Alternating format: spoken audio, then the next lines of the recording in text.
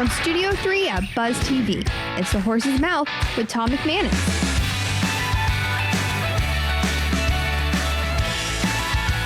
All right, welcome into The Horse's Mouth here. Tommy Max, of course, at my bar where you get a chance to have a seat, grab a beverage, and tell your story to our great audience. This time around, it's Raising the Bar with our friend Alan Pickert from Terrell Hogan Law. He's got a great guest, and it's brought to you by our friends at Terrell Hogan Law. Who would have thought that? Let's get into it. We're talking law this time around, and let's welcome in the panel. Alan, how are you, my friend? How are you doing, my friend? Good to see you. Good to see you, too. Christopher Bateh is our guest from Quinteros, Prieto, Wood, and Boyer. Thank you for having me. Is that pretty good? That was impressive. Impressive pronunciation. You wanted QPWB, but QPWB I figured I'd try it out. Absolutely. All right, tell us about your firm. Well, first of all, thank you all for having me. I really appreciate it. Yeah, man. Good to have you. My name is Chris Bateh. I work at QPWB. Okay. I've been with the law firm since 2019. Born and raised here in Jacksonville, Florida. Cool. And growing up in this community, had a lot of cousins and relatives who were in the legal business and in my peripheral vision along the way. Now, when he says that, Tom, you have to know something. That's the understatement, because the Bateh name is here we go. well known. I know. I've been here a long time. But definitely in the legal community. We got lawyers, we got judges, we got We a little bit of everything. We do. Yeah. So were you born to be a lawyer? You know, I wasn't. The thought of becoming a lawyer really entered my mind when I volunteered at the old and infamous Duval County Courthouse in high school with the teen court program. And that led to an internship over the summer at the state attorney's office. Whoa. And didn't understand much about what being a lawyer meant at that time. But what I understood, that it was a career that involved service and a career that I could really make an impact. Yeah. And so that I really held on to that feeling through college, all the way through law school, until I began my career here in Jacksonville as a prosecutor with the state attorney's office. Florida. Go Gators. Okay. How about law school? Coastal. Okay. So I was here, and I was able to work in the community throughout law school, and that led to beginning my career as a prosecutor with the state attorney's office, and it was, a fantastic way to start my career. And just to remind people, Coastal Law School was the local law school here in Jacksonville. Yeah, so tell us what you do. Yeah. So I'm a civil defense lawyer. So we're Quinteros, Prieto, Wood, and Boyer. We're a full-service civil defense firm. We're headquartered in Miami, but we've had an office in Jacksonville for a number of years. Okay. My practice is focused on defending commercial liability, auto negligence, and premise liability claims.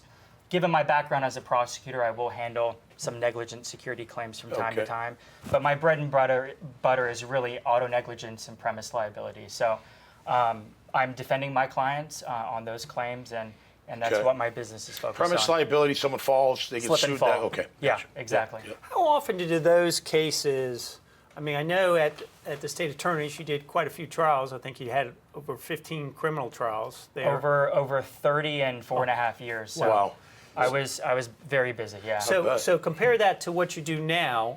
How often do you actually have to try a case, or the majority of cases resolved prior to trial?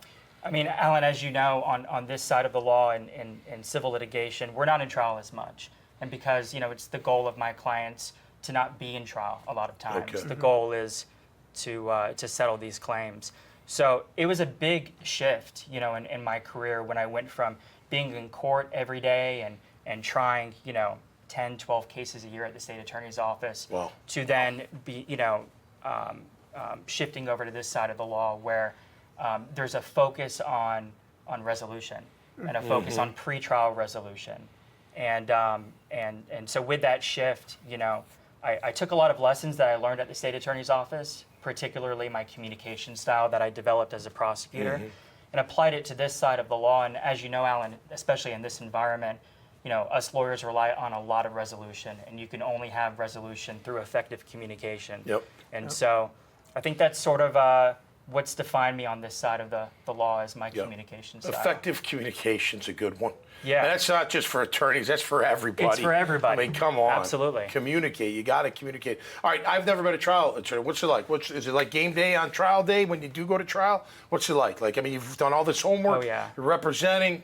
I mean, you wake up, you're like fired up. Like, what's it like going into a case? I don't think you wake up actually the night before trial. You don't sleep, As right? a guy that has tried many cases myself, at least for me, I'm like wide awake all night long. You're wide awake. There's a lot of adrenaline. The preparation is grueling, but once trial starts, it's showtime. Okay. You know, it's and you have to understand you're presenting to a jury, and that jury is not full of lawyers. Right. It's full of regular folk who don't know much about the law, and so oftentimes you have to put on a show. Right. And you have to really work hard to translate your case and the evidence in a way to where they can understand it. So Right. I really enjoy that. It's my favorite part about being a lawyer. And yeah, I mean, it's showtime. It's exciting, it's exhilarating, it's stressful, as you know. And, you know, some trials could last weeks. Sure. Yeah. You know, especially some of the cases that you handle, Alan. Yeah. How do you guys balance family life when you're doing all that? I mean, that's a lot of homework. It's a lot of work. Like, how do you, balance, or even just a social life or alone time, whatever, time for yourself? It's an important question, and thank you for that question. I will admit I probably wasn't as great at the balance when I first started my career, you know, especially being a prosecutor. But I've gotten a lot better. I have a very large family here in Jacksonville. Yeah. There's always a wedding. There's always a baby shower. Yeah, I was in a wedding last week. I was in a wedding 2 weeks before that, and I've got 3 more weddings to go. Whoa. So you have to balance, and you just have to do it. And it's all about prioritizing things in your life and you know, not putting work before family. I think that's important. Yeah. Do you have any hobbies or anything that you do to kind of de-stress from all of it or whatever? Absolutely.